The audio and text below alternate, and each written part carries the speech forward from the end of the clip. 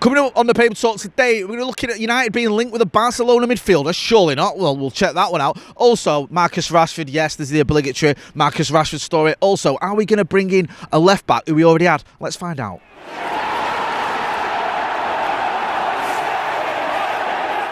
Jay here for Stretford Paddock. This is the Paper Talk. As you can see, I'm outside Old Trafford and it is very foggy. Do you remember that horror film, The Fog? That used to scare me a lot when I was a kid. Yeah, it's like that. Anyway, we'll crack on loads of Manchester United news to focus on a lot of it looking back at yesterday's deflating, disappointing, degrading result at Molineux. United losing 2-0 to the mighty Wolves, who are about 18th in the Premier League, which says it all.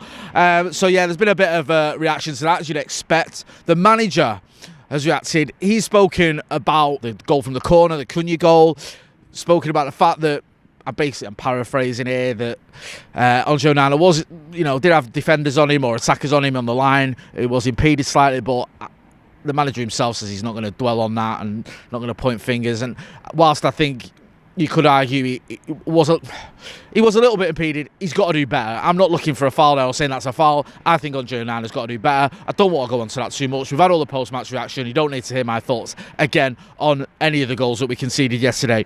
Both just terrible for different reasons. One thing the manager was asked about yesterday after the match, as you'd expect, was Marcus Rashford. And he this was the first time where Ruben Amorim's been critical of Marcus Rashford.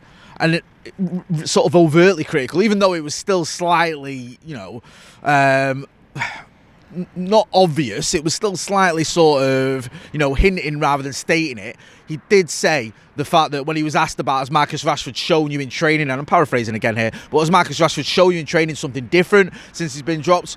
And Ruben Amorim basically said, well, the fact he's not here will give you an answer to that. So in other words, no, Marcus Rashford hasn't shown me anything in training, or hasn't shown enough in training to get himself back into the Manchester United squad, because the manager keeps getting asked about it. He's going to keep getting asked about it, especially when Manchester United are not scoring goals and you've got someone like Marcus Rashford who can't get in the squad, who, whether you like Marcus or not, has scored goals for Ruben Amorim this season. Yeah, he's obviously not getting in the Manchester United squad. I said it yesterday, I think he's probably played his last game for Manchester United. I think the club will look to move him on in January.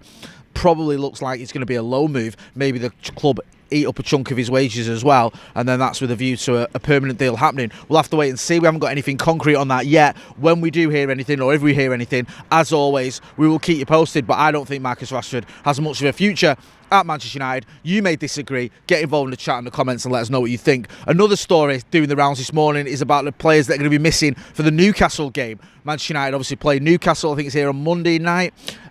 No Manuel Ugarte, who picked up enough bookings to get himself suspended. No Bruno Fernandez, because he's also suspended because of the 2 yellows and the red card, obviously, that he got at Molineux. So you're missing 2 key midfielders. Manuel Ugarte has been probably our best player this season, I'd argue. Our most consistent player. Maybe some will say Nusayr Mazraoui. I think he's had a couple of games not quite his best, but I think Ugarte has been pretty consistent. However, you won't have him, you won't have Bruno Fernandez, and you more than likely won't have Marcus Rashford as well. So the manager's going to have to shuffle his pack a little bit. I know we're used to not playing Marcus Rashford now, he's not played for a little while, but in terms of those 2 midfielders, they pretty much play every game. So that is a bit of a difficult one, especially when you look at some of the other options.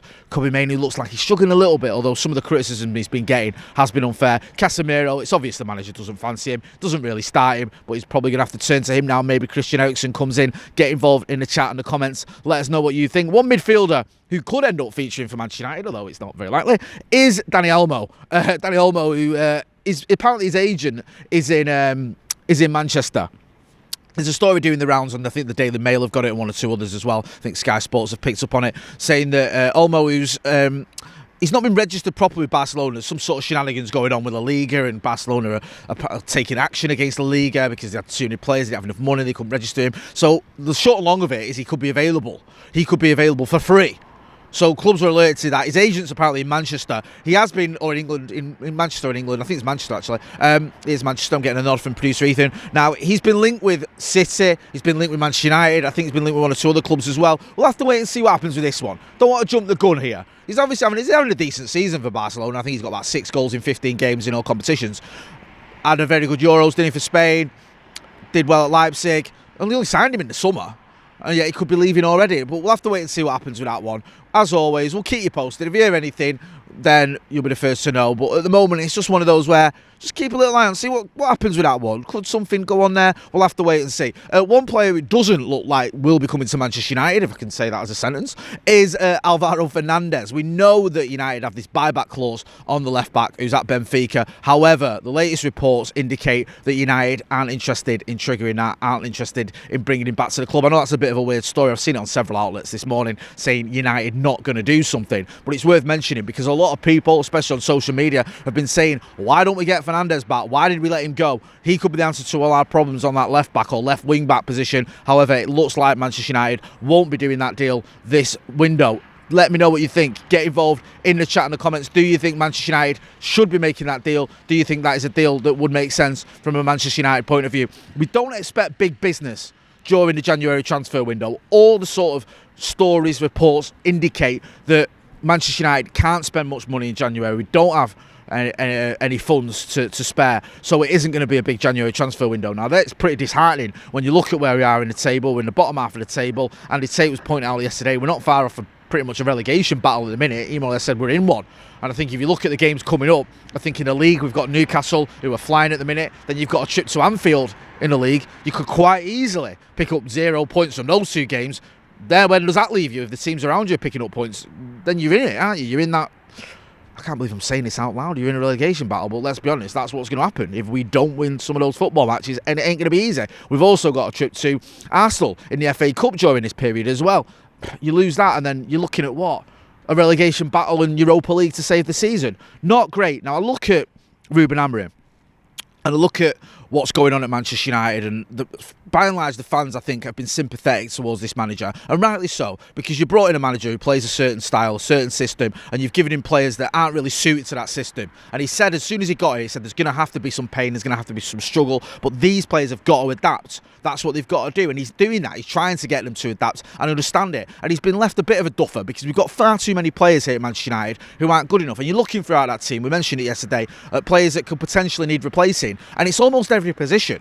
Even positions where you thought we look like we're okay. A few weeks ago, we were talking about the goalkeeper, Amorim On Onana. It looks like he's finally settled at Manchester United, and he's had an absolutely horrendous few games for United. And you look at the defence. Yes, you can probably argue that we've got a back three that works, whether that's Maguire, De Ligt, Lenny Yoro, Martinez, whatever. Although some of those have had patchy games, shall we say, but by and large it works. But then the wing backs. Delo isn't the same player this season that he was last season. We still don't know what our best wing-back pairing is. Do you play Amad Diallo as a right wing-back who's done very well there, but then do you need him further up the pitch because he's done well in an attacking position as well? That's another head-scratcher. Luke Shaw, who's someone you think would probably suit being a left wing-back, is constantly injured. Mason Mount is a player who looks like he's tailor-made for this system. He's another one who's constantly injured. Then you look at our attackers, the strikers who aren't scoring goals. There's question marks over them. Is Rasmus Højlund going to be able to step up to the levels we want him to? Is Joshua Zirkzee any good? That's the big question. So I do feel sorry for the manager, and I also worry about him as well, because Ineos aren't known for being patient. Now, this might sound melodramatic, and I'm not saying the manager should be sacked by any stretch of the imagination, so let's not start going down that route, okay? I ain't saying it. What I am saying is this is an organisation who have been a bit trigger-happy in the past. They've done it this season at Manchester United with Dan Ashworth. There's a story in the Mirror, I think, today that they're considering whether to bring in someone else to replace Dan Ashworth or just carry on without that role, with, you know, sort of his sort of duties being absorbed by some of the other people there, like Omar Brada, like Jason Wilcox. So we'll have to wait and see what happens on that one. But you look at it and you go, okay, this is an organisation that got rid of Dan Ashworth after a few months, right? They took a hit there on the £3 million or whatever it was they paid Newcastle in compensation. The penny pinchers, right? They penny pinch all over the gaff. With the Christmas bonuses, the staff here went from getting a £100 Christmas bonus to getting a £40 Marks' voucher. Now, I've got nothing wrong with Marks & Spencer's. It's a lovely shop, but that's not a good sort of festive bonus, is it? When you're saying, we're not going to give you a Christmas bonus that you've had every year, we're going to take it off you. I wouldn't even do that to lads at Paddock. They get a Christmas bonus. I wouldn't swap it for a lesser one this Christmas. I don't know what that's all about. How much money are you actually saving? And from a PR point of view, it's disastrous. The point I'm getting is they spent money to get Ruben Amorim early. I think we spent £1 million to get him in for the international break, so we could get in early and work with the players. I think there's an expectation for Ineos this season. These penny pinchers didn't spend £1 million to get him in early just looking at next season. They were looking at this season as well. That's one of the reasons he sacked Eric Ten Hag, because this season was panning out to be a disaster. They'll have wanted results. They'll have wanted something this season as well. They won't have wanted a relegation battle. So I think Ruben Amorim will be under a little bit of pressure. I don't think it's his fault. I think he's been given a team that isn't good enough, a squad that isn't good enough, and they've got to adapt to his system. But I do worry about Ineos being trigger happy. I do worry about him being penny pinchers, and I do worry about the fact that they've outlaid money to bring this manager in and to bring him in early, and so far the results have gone against him. Let me know what you think in the chat and the comments. Don't forget to hit like, share and subscribe. We're going to be back later on. We're going to have the Paddock podcast. I know we're not going to have the Paddock podcast. It's not Monday. I'm losing my mind. It's going to be the Brew. It's going to be back later on for that. So make sure you check that out. I'm Jay Motti. This has been the Paper Talk outside a pretty foggy Old Trafford. Thanks for watching.